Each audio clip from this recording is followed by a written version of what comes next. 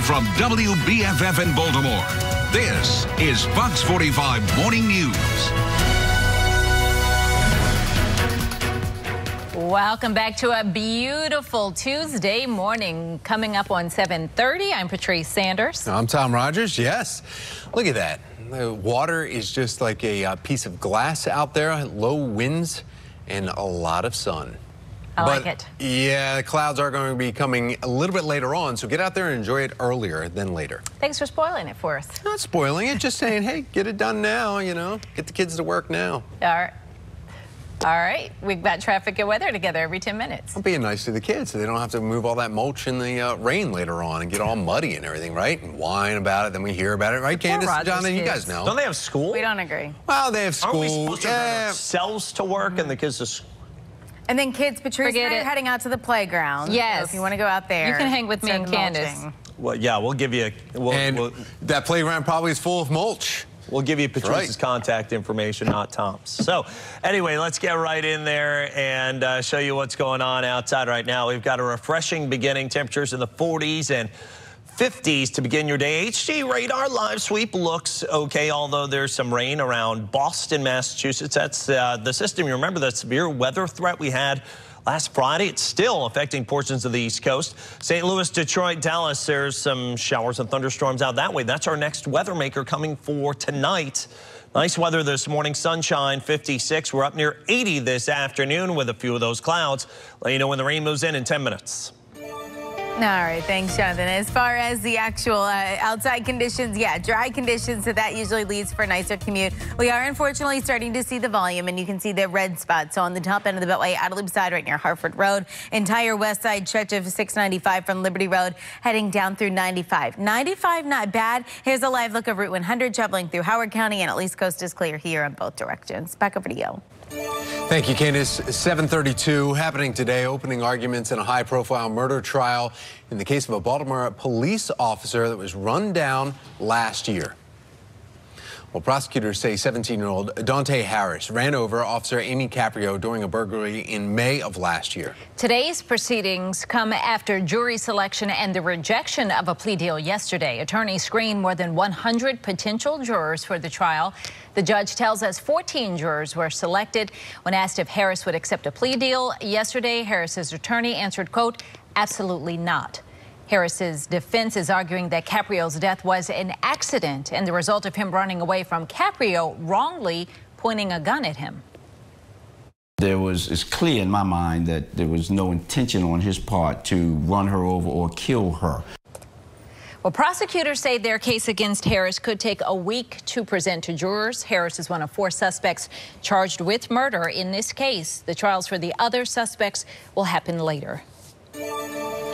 Well, 7:33 and new this morning, the acting deputy commissioner of the Baltimore Police Department is leaving amid an organizational shakeup under Commissioner Michael Harrison. Melvin Russell has been with the department for 40 years and is leaving the department tomorrow.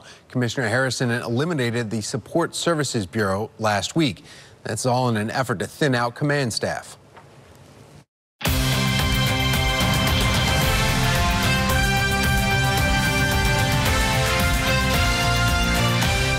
A Baltimore County mother gets results one day after sharing her story with Project Baltimore. Lead investigator Chris Papps is here with how the school finally took action. For nearly 2 months, Inshallah Brown says she's been pleading with her son's school to address the bullying and violence that she says is getting worse. 1 week ago, Project Baltimore told you her story. The next day, she got some good news. For the first time in a while, Inshallah Brown has a smile on her face. Yes. Nice to see you. Good to see you. Finally, she says her school, Featherbed Lane Elementary in Baltimore County, is doing something to protect her 6-year-old son. Feeling better? Yes, I am feeling better. The plane was crying. Last week, Project Baltimore shared the story of Brown's 2 sons, who she says have been bullied all year. She tells us she's repeatedly contacted the school for help. In February, she received a call. Her son was hurt. I was scared. I was worried. Another student flipped over a table, hitting her son Jaleel in the head. The medical report says the first grader likely had a concussion. I felt helpless. I wanted to take the pain away from him. Something has to be done to protect these children. Immediately after the incident, Brown contacted the school asking for help, but she says nothing was done until she contacted Project Baltimore. I just appreciate the fact that there is some progress being made. On April 10th, this concerned mom sent this email to school officials saying it had been nearly 2 months since her son was attacked, and still no help. The day after Fox 45 told her story, she got that help when she received this safety plan for Jaleel. It's 5 pages detailing how the school will address her concerns on the bus, in the classroom, at lunch, during field trips, and between bells. I've read the safety plan. So far, so good. You know, it looks okay to me. I still have a lot of work to do, okay, because I'm expecting, you know, more as far as accountability. Brown is not alone in expecting more accountability at Featherbed Lane. She's just one of several parents Project Baltimore has heard from concerning bullying and violence not being addressed. And Baltimore County Schools officials aren't talking. Not only did the administration decline an interview, when we met with Brown outside her son's school, the police were called on us. The officer told us the school's principal wanted us removed from the property. But sidewalks are public. We left when we were finished. I just want to say thanks to Project Baltimore for, you know, seeing my children and I through all of this. It's a very good first step. So while Brown is relieved to have that safety plan, she said that she asked to have her son moved to another classroom after he was injured. That still has not happened. And we want to hear from you. Are you having issues with violence and bullying in your kid's school? Call our hotline, send me an email.